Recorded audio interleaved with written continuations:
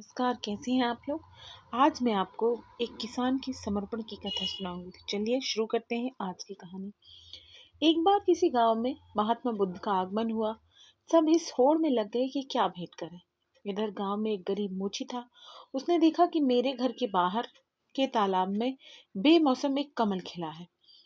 उसकी इच्छा हुई कि आज नगर में महात्मा आए हैं, सब लोग तो उधर ही हैं, आज हमारा काम चलेगा नहीं, आज ये फूल बेचकर ही गुजारा कर ले।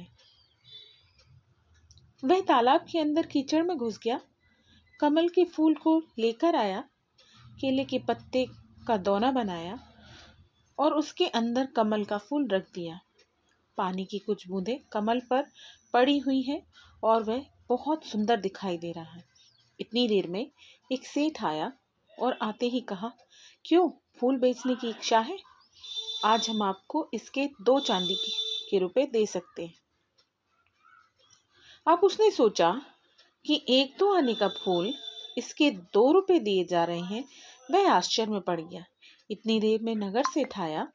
उसने कहा, भाई, फूल बहुत अच्छा है, यह फूल हमें दे दो, हम इसके 10 चांदी के सिक्के दे सकते हैं। मोची ने सोचा, इतना कीमती है यह फूल क्या? नगर सेठ ने मोची को सोच में पड़ा देखकर कहा, अगर पैसे कम हो तो ज्यादा दिए जा सकते हैं। मोची ने सोचा, क्या बहुत कीमती है ये फूल?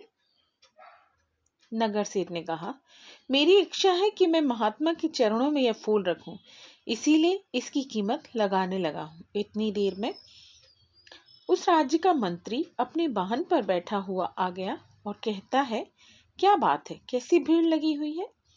अब लोग कुछ बताते इससे पहले ही उसका ध्यान उस फूल की तरफ गया। उसने पूछा, यह फूल बेचोगे? हम इसके 200 सिक्के देंगे। तो हम इसके 100 सिक्के दे सकते हैं, क्योंकि महात्मा आए हुए हैं, ये सिक्के तो कोई कीमत नहीं रखते। जब हम ये फूल लेकर जाएंगे तो सारे गांव में चर्चा तो होगी ही कि महात्मा ने केवल मंत्री का भेंट किया हुआ फूल स्वीकार किया। हमारी बहुत ज्यादा चर्चाएं होंगी, इसीलिए हमारी इच्छा है कि यह फूल हम भेंट करें। और कहते हैं कि थोड़ी देर के बाद राजा ने भी भीड़ को देखा। देखने के बाद वजीर से पूछा, क्या बात है? वजीर ने बताया कि फूल का सौदा चल रहा है। राजा ने देखते ही कहा, इसको हमारी तरफ से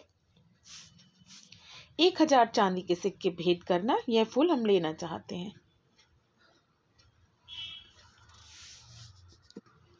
गरीब मोची ने कहा, लोगे तो तभी जब हम बेचेंगे, हम बेचना ही नहीं चाहते। अब राजा कहता है कि बेचोगे क्यों नहीं? उसने कहा कि जब महात्मा के चरणों में सब कुछ ना कुछ भेंट करने के लिए पहुंच रहे हैं, तो ये फूल इस गरीब की तरफ से आज उनके चरणों में भेंट होगा। राजा बोला, देख लो, 1000 चांदी के सिक्कों में तुम्हारी पीढ़ियां तर सकती हैं। मोची ने कहा, मैंने तो आज तक राजाओं की संपत्ति से किसी को तरते नहीं देखा, लेकिन महान पुरुषों के आशीर्वाद से तो लोगों को जरूर तरते देखा है। राजा मुस्कुराया और कह उठा, तेरी बात में दम है, तेरी मर्जी, तू ही भेंट कर ले। अब राजा तो उस उद्यान में से चला गया जहां महात्मा ठहरे हुए थे, और बहुत जल्दी चर्चा महात्मा के कानों तक भी पहुंच गई कि आज कोई आदमी फूल लेकर आ रहा है जिसकी कीमत बहुत लगी है।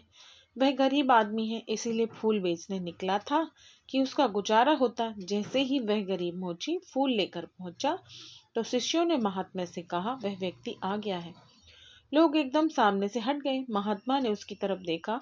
मोची फूल लेकर जैसे ही पहुंचा तो उसकी आंखों में से आंसू बरसने लगे। कुछ बूंदें तो पानी की कमल पर पहले ही सी थी, कुछ उसके आंसुओं के रूप में थिड़क गई कमल पर।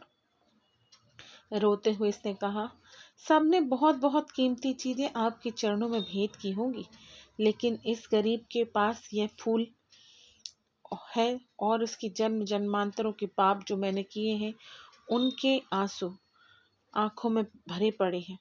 उनको आज आपके चरणों में चढ़ाने आया हूँ। मेरा ये फूल और मेरे आंसू भी स्वीकार करो।